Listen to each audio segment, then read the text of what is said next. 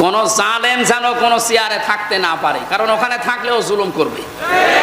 এই জন্য তাড়াতাড়ি চেয়ারগুলো ক্লিয়ার করা দরকার। যেই চেয়ারে যে জালেম আছে আপনি জেনেছেন, দেখেছেন, তাড়াতাড়ি ওখান থেকে নামান। কথা বলে না কেন? এখন যেহেতু রাষ্ট্র সংস্কার চলছে, এই সংস্কার এখন দরকার আছে না নেই?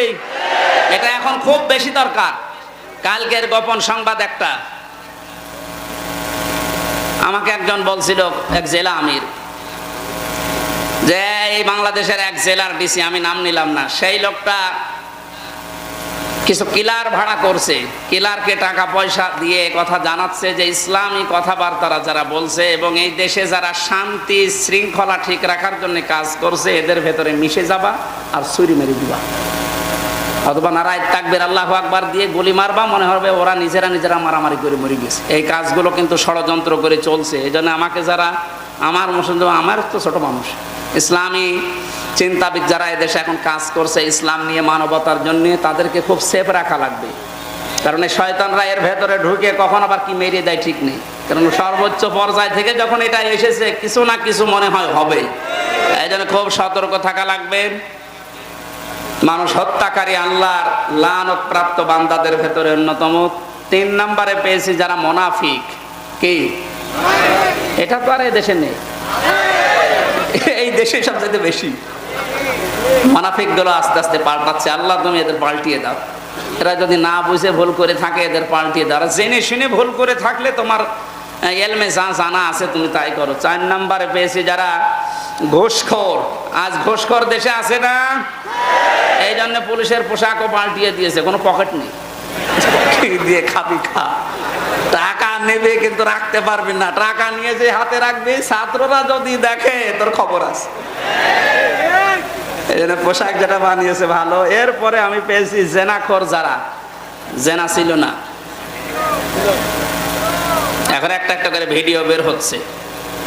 এই যে ডিবি হারুন, আমার সাথে যে হুজুরটা ছিল জেলে, রফিকুল ইসলাম মাদানী, যে ছোট হুজুর, ও আমার ভেতরে বলছিল যে ভাই আমারে নিয়ে হাতির ঝিলে নিয়ে গেছে রাত 12:30 1টার পরে, যে আমার পুরা উলঙ্গ করে। আমি তো ছোট মানুষ, আমার জিনিসপত্রও ছোট, একেবারে উলঙ্গ করে একটা উলঙ্গ অর্ধ উলঙ্গ মেয়েকে সামনে নিয়ে আমার হাতে সিগারেট দিয়ে পেছনে অস্ত্র ধরে আছে, আমার এইভাবে অপমান করেছে। একেবারে সত্য কথা বলছে, যা করেছে তাই বলছে। আমি ওই সময় বরদোয়া দিয়েছিলাম, আল্লাহ আমি একটা ছোট মানুষ ছোট কিন্তু বয়স আছে, 27 বছর ছিল ওই সময়, এখন 30 বছর। জিনিসপত্র ওইভাবে আমার বের করে দেখলো ওরা, আরো দেখিয়ে ছবি তুললো। আমি ওই সময় মজলুম, কিছু বলতে পারি নাই, বরদোয়া দিয়েছি। আল্লাহ কি করলো যারা করলে, এক অফিসারকে বললাম ভাই, এক এসআই, যে যা যা করলেন এটাকে হারুন স্যার জানে না, মানে উনি তো করাচ্ছে।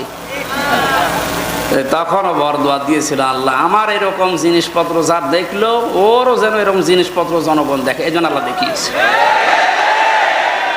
রাস্তায় বের হলে বলে 3 ইঞ্চি, কি একটা মুসিবত বল। ও কি রাস্তায় বের হতে পারছে? ও ছোট হুজুরের কয় ইঞ্চি আমি জানি না, যে কয় ইঞ্চি হোক, আল্লাহ তো আপনার 3 ইঞ্চি বের করে দেখিয়েছে। এদের কারণে আজ মানুষ পিছিয়ে যেতে, অনেকে জালেমরা টাকা পয়সা দিয়ে এদেরকে ব্যবহার করছে, পিছিয়ে যাচ্ছে না। কেউ বিভ্রান্ত হবেন না, শহীদদের পক্ষে বিপক্ষে কথা বলতে মুখ করেছে, অনন্তরে ধারণা করাও নিষেধ। কারণ শহীদরা জীবিত জিন্দা, এবং এই মানুষগুলো আল্লাহর কাছ থেকে খাবার খায়। সুবহানাল্লাহ বলতে পারেন নাই? শহীদ আল্লামা দেলাওয়ার হোসেন সাইদি, এমনি শহীদ লেখে না এখানে, ওনাকে মেরে ফেলা হয়েছে, উনি মারা যায়নি। উনি আমার পাশেই ছিল, উনি 1 নম্বরে ছিল, আমি 4 নম্বরে ছিলাম। কি সুন্দর হাসি দিয়ে বের হয়ে আসলো।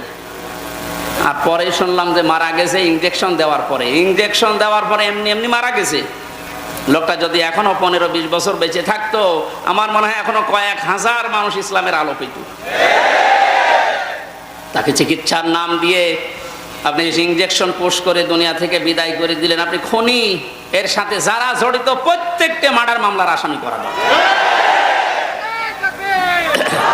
নিঃসন্দেহে উনি শহীদ, উনি সাধারণভাবে মরেনি, কারণ ওনার সারা জীবনের মোনাজাত ছিল আল্লাহুম্মা ইন্নী আসআলুকা শাহাদাতান ফি সাবিলিক যে আল্লাহ তুমি আমাকে সাধারণভাবে মরণ দিও না, শাহাদতের মরণ দিও। আল্লাহ কবুল করে নিয়েছে, তার মোনাজাত তো কবুল হলো। কিন্তু আপনি কি করলেন? আপনি তো মার্ডার মামলার আসামি হয়ে গেলেন। মানুষ হত্যা করা এটা আল্লাহর লানত প্রাপ্ত মানুষের 2 নম্বর তালিকায় যেখানে আছে। যারা মানুষ হত্যা করে এরা আল্লাহর লানত প্রাপ্ত বান্দা। সুতরাং এই 2700 মানুষ এই 5 তারিখের আগ পর্যন্ত আপনি মেরেছেন। 2700-র উপরে জরিপ পেয়েছি, 2700-র উপরে মারা গেছে ছাত্রছাত্রী। আমায় ইয়াকতুল মুমিনা মুতাআম্মিদান ফাজাযাউহু জাহান্নাম, সূরা নিসার 93 নম্বর আয়াত। আল্লাহ পাক বলেন, কোন মানুষ যদি কোনো মুমিনকে হত্যা করে ইচ্ছাকৃতভাবে যে মারা হয়েছে তার প্রমাণ স্বরাষ্ট্রমন্ত্রীর ওই ভিডিও। এটা মিথ্যা প্রমাণ করতে পারবেন? ওকে যে দেখাচ্ছে যে স্যার আমরা একটা গুলি করি একটা মরে যায়, আবার আরেকটা আসে, এটা তার কি প্রমাণ লাগবে? এটা জেনে শুনে ইচ্ছা করে আপনি যে মানুষ হত্যা করলেন, 1 নম্বরে আপনার শাস্তি হচ্ছে ফাজাযাউহু জাহান্নাম, আপনি জাহান্নামে যাবেন। এটা বলে করবো কি? কারণ ওরা জাহান্নামও বিশ্বাস করে না। রিমান্ডে আমারে যারা নিয়েছিল আল্লাহর ভুল ধরে, আল্লাহর পর্যন্ত ভুল ধরে। আল্লাহর এই কাজ করা ঠিক হয়নি। একটা পুরুষ মানুষ যদি 4টে বিয়ে করতে পারে, তাহলে আমার বউ 4টে পুরুষ মানুষ নিয়ে থাকতে পারবে না কেন? এটা আল্লাহ ঠিক হয়নি। দেখেছেন কি বলছে?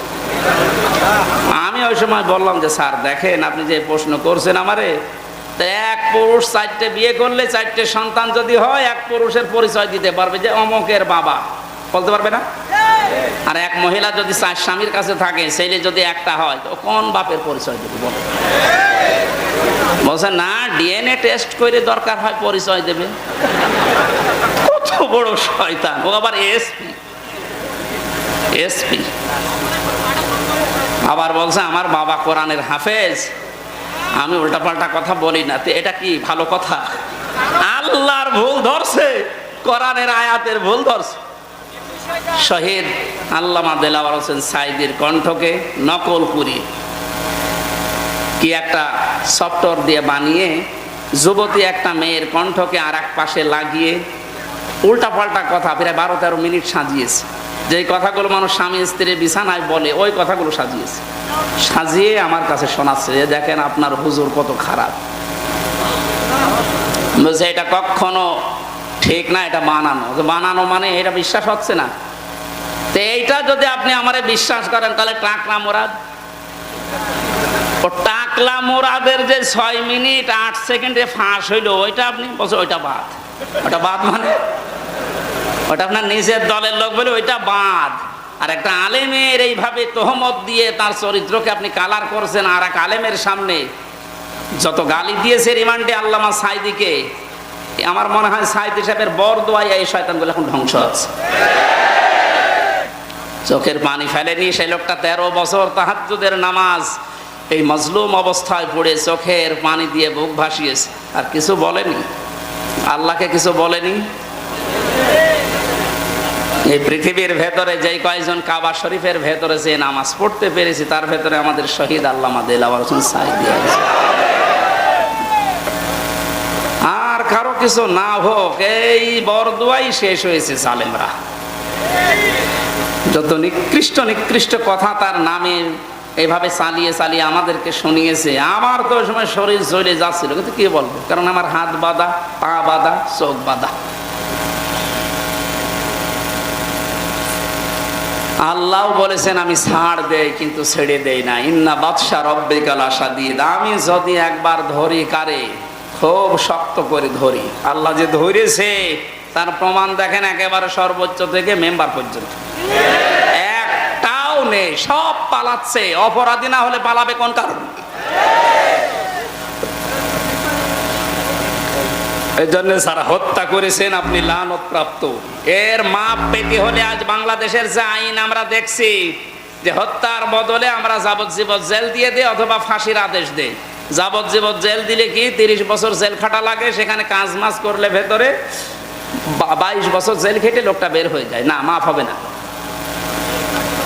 আপনি যদি মাপ পেতে চান কাউকে হত্যা করার পরে, আবু সাঈদকে যারা হত্যা করেছে, মুগ্ধকে যারা হত্যা করেছে, আবু রায়হানকে, এই যে ইয়ামিনকে গাড়ির উপর থেকে ফেলে দিয়েছে, এদের যারা মেরেছেন আপনার মাফ হবে না দুইটা কাজ না করলে। যতক্ষণ পর্যন্ত তার মা বাবা আপনাকে মাফ না করবে টাকা পয়সা দিয়ে, জরিমানা দেওয়ার পর, দিয়ত দেওয়ার পর, 2 নাম্বার আপনাকে মেরে ফেলা লাগবে, তাছাড়া আপনার মাফ নেই।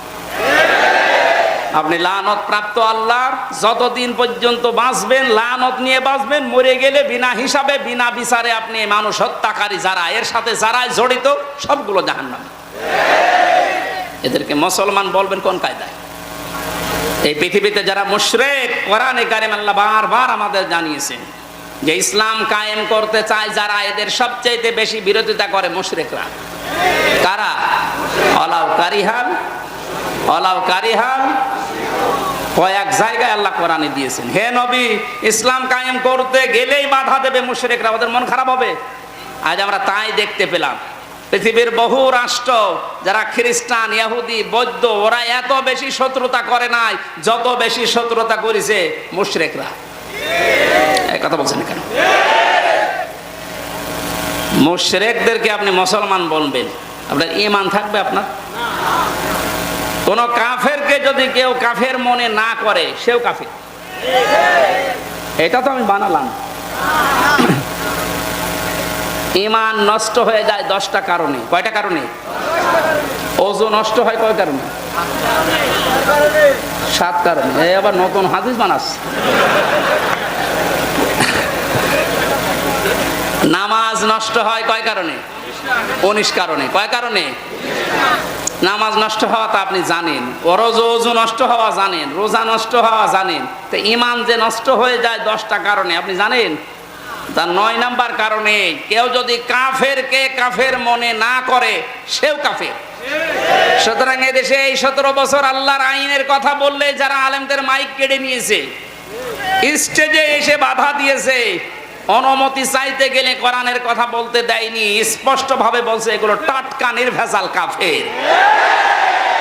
দলিল সূরা মায়েদা নেসা 6 নাম্বার পারার 1ম নাম্বার পৃষ্ঠা 4 নাম্বার লাইনে আছে, ইন্নাল্লাযীনা ইয়াকফুরুনা। এই আয়াতটা পড়ে ব্যাখ্যায় যান। সুতরাং এই কাফেরদেরকে আপনাকে কাফের মনে করা লাগবে। অনেকে এখনো পর্যন্ত তাদেরকে মুসলমান মনে করে বলছে না অতটুকুই আর কি হয়। কি হয় মানে আপনি আল্লাহর চাইতে বেশি বোঝেন। নামাজ পড়ি না, ঈমান ঠিক আছে, সেটা তো গেল। আল্লাহর কোরআনে বাধা দেয়, ওর সাহস কত! এমনকি আল্লাহর কোরআনের বিপক্ষে সরাসরি কথা বলে বুক ফুলিয়ে টান টান করে বলে। আমার কুষ্টিয়ার এক এসপি ছিল, নাম নিলাম না, এই শয়তান বক্তব্য দিতে গিয়ে বলেছে বাবার গায়ে যদি কেউ হাত দেয় তাহলে পাকিস্তান পাঠিয়ে দেবে। কি মহব্বত বাবার উপরে দেখেছেন? আমার মনে হয় আল্লাহর নবীকে অত মহব্বত করে না। এক কথা বলেন না কেন? ইসলামী শিক্ষা নিয়ে শয়তান যে কথাগুলো বলেছিল কুষ্টিয়ার বুকে দাঁড়িয়ে, আল্লাহ বিদায়ও দিয়েছে জিল্লতির সাথে। এখন তো খুঁজে পাওয়া যাচ্ছে না, কোথায় কোন গর্তে লুকিয়ে আছে আল্লাহ জানে। এই জন্য আপনাদেরকে আমি আহ্বান জানাচ্ছি, কাফেরকে আপনি কাফের মনে করবেন। আর কাফেররা যদি মুসলমান হতে চান, এখনো যেহেতু সূর্য পশ্চিম দিকে ওঠে নাই, ফিরে আসেন, সময় আছে, ফিরে আসেন। ইসলামের পক্ষে কিছু করে মারা যান, অন্তত তাও নাজাত পাবেন। আর যদি এভাবে গা ভাসিয়ে কি হয়েছে, কি অন্যায় করেছি তাতে এই কথা বলে যদি মারা যান, আপনি হেদায়েত তো পাচ্ছেন না। মরণের পর অনন্তকাল আগুনে থাকা লাগবে। এটা আমার কথা না, আল্লাহর কোরআনের কথা। আল্লাহ আপনাকে যেন বুঝ দেন, এই দোয়া করছে। আর যদি আপনার কপালে ওই ফিরাউনের মতো আর আবু জেহেলের মতো না হবে না, আপনাকে আল্লাহ যেন তুলে নেয়। আবু জেহেল ওই দিন বলেছিল আব্দুল্লাহ বিন মাসউদকে যে আমার গলাটা একটু বড় করে কাট, মানুষ যেন দেখে বসেছে নেতার মাথা। কত বড় শয়তান, মরে যাচ্ছে তাও তেজ কমছে না। এরকম শয়তান এখনো পর্যন্ত দেশে আছে না? গর্তের ভেতরে লুকিয়ে আছে, এরপরও বলছে দাঁড়াও, ঘুরিয়ে দাঁড়াই। ঘুরে দাঁড়াবেন কি নিয়ে? এই জনগণ আপনাকে ছাড়বে? যত টাকা আত্মসাৎ করেছেন সামনে আসেন। শিক্ষকদের বেতন হয় না, এরা আন্দোলন করে করে মরে। আর এক এক শয়তানের ব্যাংকে কত টাকা পড়ে আছে, একটা একটা করে ধরছে আর সব বের করেছে। আমার মনে হয় এখন যারা দায়িত্বে আছে, ডক্টর মোহাম্মদ ইউনূস সহ যারা দায়িত্বে আছেন, তাদের সবচাইতে বড় কাজ হবে এই শয়তানগুলোর টাকা সব সিজ করে। ওরে যারা যারা বেতন পেত না, বৈষম্য ছিল, যেহেতু বৈষম্য বিরোধী আন্দোলন, এটা সংস্কার চলছে, এই সংস্কারগুলো আগে করেন।